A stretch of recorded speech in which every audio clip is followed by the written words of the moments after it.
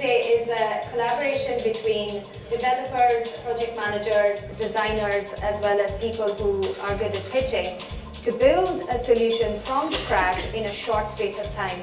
So it's move fast, fail quickly, move on. I guess we've all had some sort of idea that's just ticking away in the back of our minds, and something like this hackathon enables people to come out of their shell, form very quick teams, come up with ideas and get them out there and potentially get them into the real world. Well, so far it's an amazing experience. It's a place to find motivation to keep going in the technology world. So far, the ideas are very interesting. It's really good to be part of changing everything around the world at the moment and how people communicate. So I'm really glad to be here. The hackathons and the creative ideas, just the business ideas that come out of them, serve to remind us about some of the things that we should be focusing on in our business, sometimes the smaller things. Sometimes we get distracted by very big problems, and this brings us back to remember the small and the niche opportunities to improve customer experience right across our business.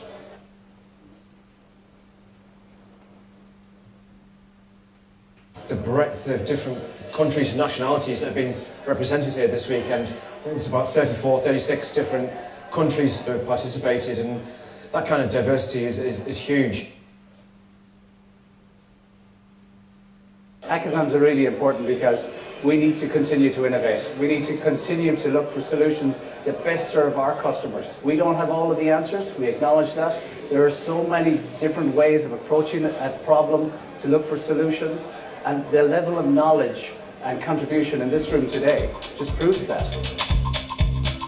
This is my first hackathon, so I didn't really know what to expect. I think my first impression would be that everybody's actually really friendly.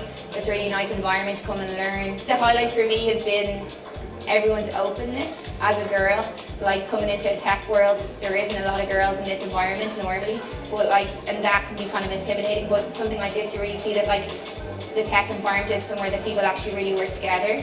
It's competitive, but it's not so competitive that people aren't happy to help. So I think that for me is the biggest thing, is the community element of it.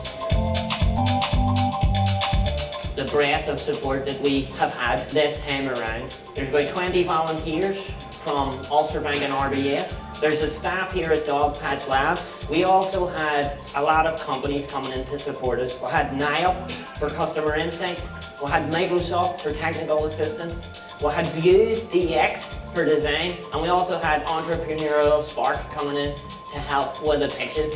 And I think that it's just created an amazing combination of different skills, different types of energy, different ways of approaching a problem, and it's gone down a storm this year. For me, this weekend was about drumming up the attention from the academia side of the house. So I was involved in getting out to universities, trying to get the student population in, and to see those guys up pitching.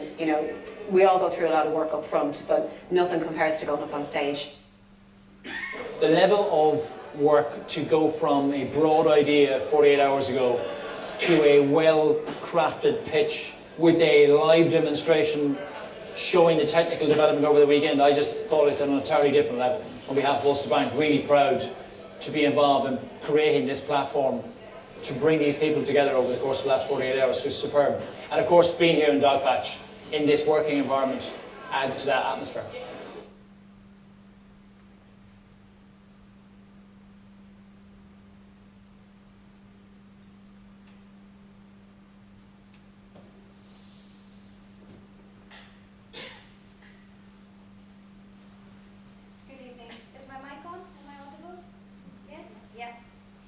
Thank you very much to Alton and Natalie for inviting me to come along and speak to you about the bank's program of hackathons.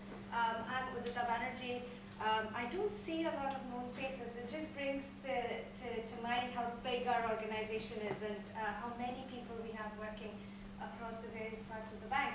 So I work in innovation and solutions alongside Alan, and part of my job is to run these events called hackathons on behalf of the bank. So I'm going to talk to you briefly about what they are, why we do them, and overall how it fits into the wider fintech ecosystem as well.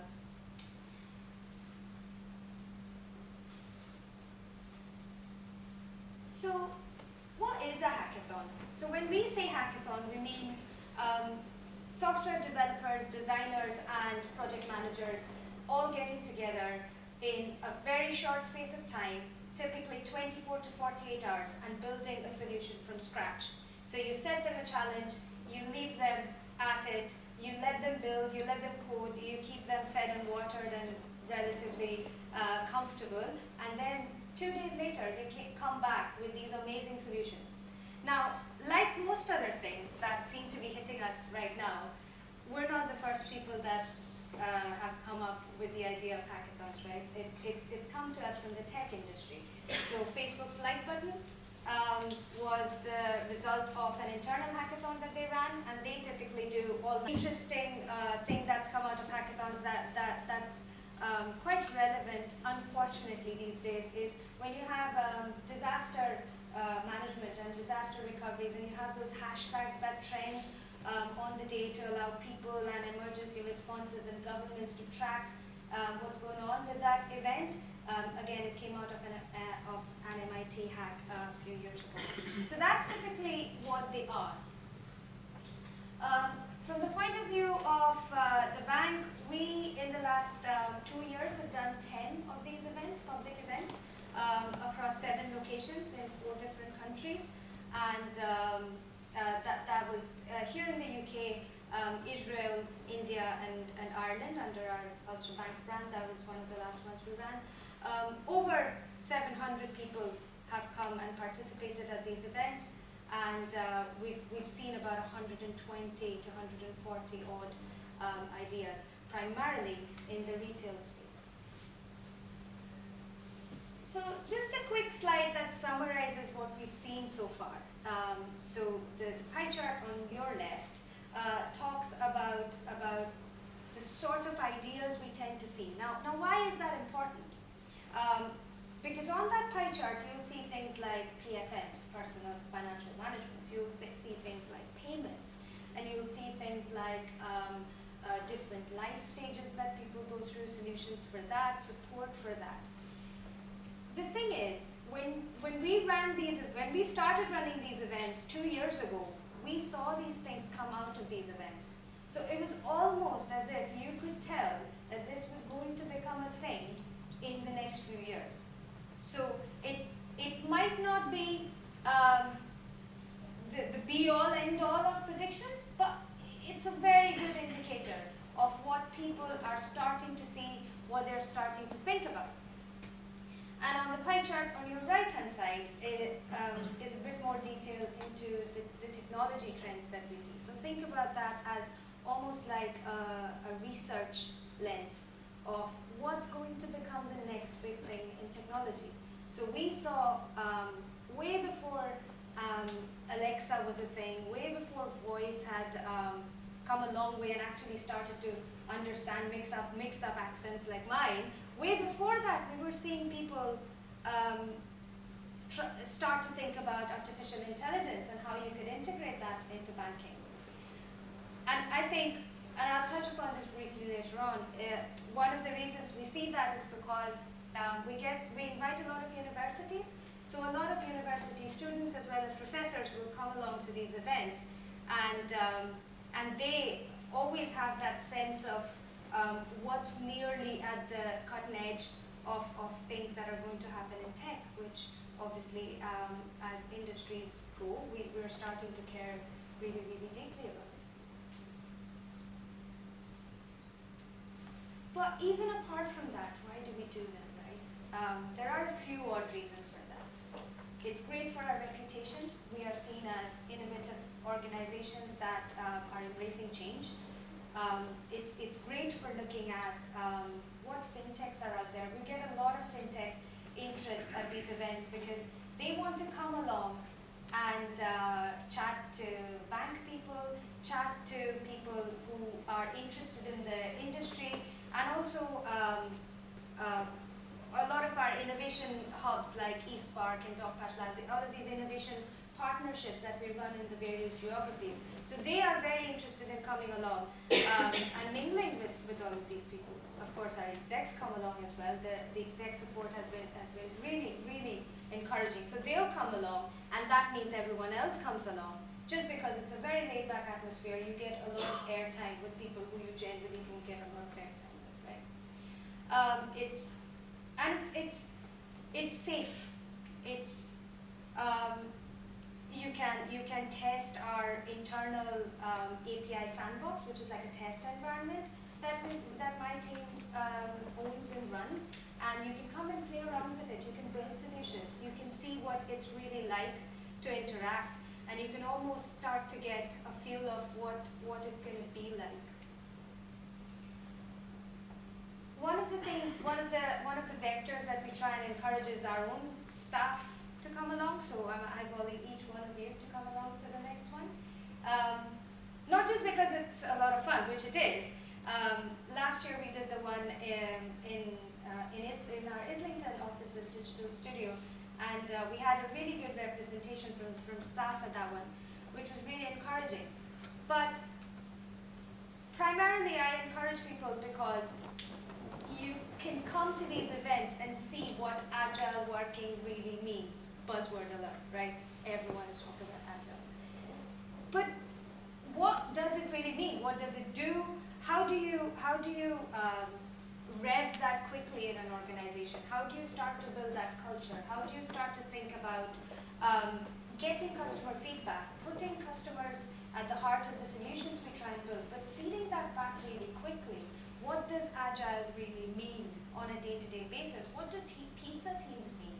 So when you come along to one of these events and you're put into a team with one guy from a fintech and one lady from the university and one person from another part of the bank, and you're focusing on that one thing for 48 hours, you'll start to get a feel of what that's like. And it's a lot of fun, and it's quite scary, and it's a lot of fun. So if you've never been to one before, I highly recommend coming to one. Just come and watch if you even don't want to participate.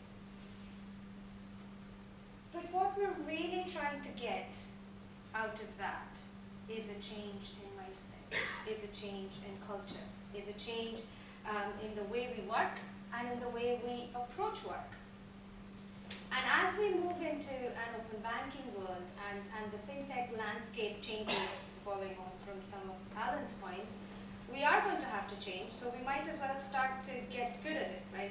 Because we can't just step back and watch.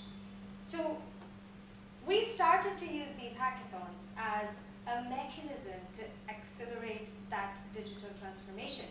Because if even 5 of you come along to the next one, right, and take something back to your day jobs, to your teams, you maybe go and run the next one internally with your own set of people, and you sort, that culture then spreads. And that is really fundamental in the next few years from where we are today to where we want to be in terms of whether you look at the Bank of 2020. I think we've started to look at the Bank of 2025 as well. There's another slide on learning because I wanted to pull out 2 key topics. One was about diversity. So because we invite vendors, big companies, partners, large companies, small companies, fintechs, other startups, students, and it's an open public event, we get a lot of diversity. So obviously they run in different locations, so you have the geographical diversity as well. But even apart from that, people from completely different backgrounds, people who've done different things in their careers come along, and even from a point of view of getting more and more women into tech and girls interested in STEM, which personally I'm passionate about. We've had a few all-women teams participate as well, which is very encouraging, and some of them have done really well as well. So it feeds into all of that. So it's diverse, right? But they are all coming to the same conclusions. We need PFMs, for example. We would like to do AI. So from their own individual experiences of a retail customer, or maybe a small business customer, they are coming from different parts of the world and coming to those same logical conclusions. So there's something there, which is really interesting to see as it unfolds over the course of a weekend, which is when we typically tend to run these events. And the other thing that I wanted to point out was from the point of view of organizations, it's a really good way for us to start understanding fintechs as for them to start understanding us, and to figure out how are we going to partner with them, because we can't build all the solutions in the world, right? It's not possible. It's not feasible. It's not. We don't want to look at every single tiny customer market that exists in the UK. Our business just can't cope with that. But we can partner with fintechs that start to do that, that are doing that. For example, international students in the UK, right? Personally close to me, I came into the UK a few years ago as an international student, and for 10 days, while it took me to gather all my documents and then get a bank account and a debit card, I was walking around with this cash during Freshers Week. It was not fun. And that singular market is 500,000. When you expand that to all students that go into university and higher education and therefore are adults and need bank accounts for organizing parties and splitting the bill with friends and stuff like that, that is 2.5 million. Now we are not going to offer a specific solution to those 2.5 million people, but we can partner with someone who does that. We can partner with a cool fintech that provides, I don't know, cool dashboards, split the bill facility, discounts at stationery shops, things like that, right? So at these events, you also get a sense of what is out there and how do we talk to them. So, for example, one of the companies that came that came to one of our hackathons, we sort of started progressing conversations with them around how do we improve our facilities for student banking customers. So there's that angle as well of getting to know the landscape and the ecosystem a bit better. So what's the plan? The big plan is that we've gotten good at marketing these events and we've gotten good at running them. We've done a few and we've got a reputation now in that circle for doing them well. Right? Now the plan is to start going from that Facebook Live button in 24 hours to shipped to the customer in 4 weeks. And we cannot do anything in 4 weeks. We can't even begin to think of a business case in 4 weeks. That's just not done. But we're going to have to try, and we're going to try to do that. So the plan is to take some of those ideas from those hackathons, good or bad or whatever, and then start to nurture them. Think about them, build a proposition, build some prototypes, consider them fully, not just at a 48-hour event, but fully, with more finesse, and then run pilots, and then take them through to production, right? It's a company that we decide to partner with, run pilots with them, run them for our customers. If the feedback is good, take them through to production. So that is one of the other kind of pieces of work that I'm working on at the moment, which is to try and put that mechanism or even conveyor belt, as we like to call it, we try and put that together. So that's the vision. 2018 surely. Last slide. I just wanted to put this in because I came across it a couple of days ago and I thought this was really interesting. It's a bit small. You get the sense. Henry Ford said that if in the 1900s he had asked a customer what they wanted, they would have said, oh, I want to go from point A to point B, so I want a faster horse. The second image is from 1913, I think, yeah. So in 15 years, horses were gone and everyone was driving cars. So there was no point in having a faster horse. They had to come up with something different, which frankly before it was awesome, right? So I think we're at that horse moment in banking, and we're going to have to think about what resources we have and what we're going to do with them. So with that slightly sobering thought, I shall pass on to Cindy, who's going to talk about what CPB is doing in this space and a bit about diversity.